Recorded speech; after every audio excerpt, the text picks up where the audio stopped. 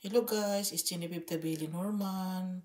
Magluluto ako ngayon ng ng ulam ko. Just ulam only guys. Ito guys. Magluluto ako ng ulam. Just observing me. Try to observing what I'm doing. Kasi parang naiintriga na kayo for me.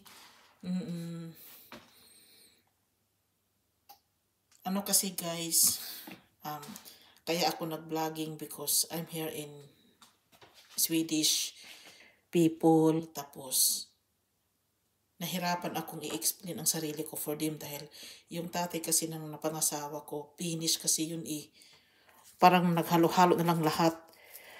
Parang hindi lang Swedish, Finnish, parang siya pula talaga siya guys ba. I'm trying to be, parang kailangan ako mag-explain. Ito, nagluto na ko guys.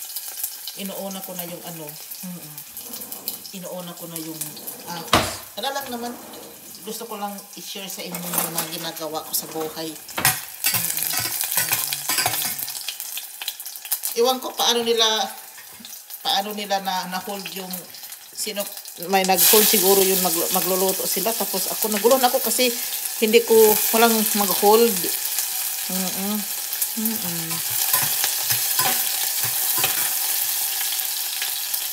Walang nag-hold, Genevieve. Nagluluto ako, tapos ganito.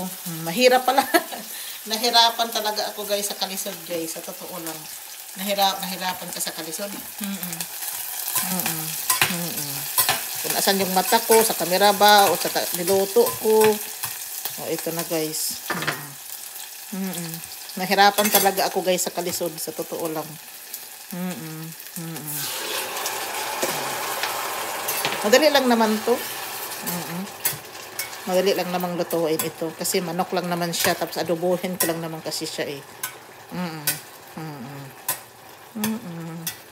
Kasi nagutom ako yung rice ko to. Parang naiintriga na talaga kayo for me. Pilipina ako. Nakapangasawa ako sa asawa ko na yan. Half siya, Genevieve, oo.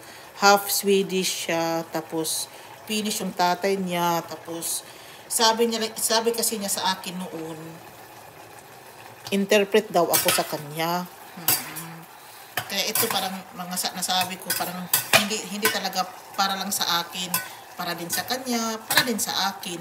Baka naguluhan na kayo sa mga pinagsasabi ko, parang inaano-ano ko na lang talaga kasi kung anong nasabi ko, yun na yun.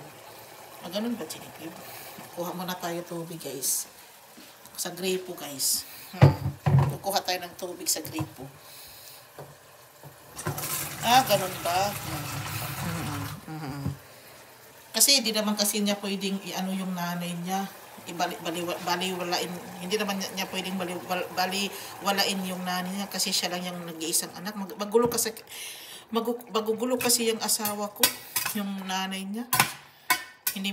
Hindi ko na talaga ma-explain lahat-lahat. Pero I'm trying to be equal.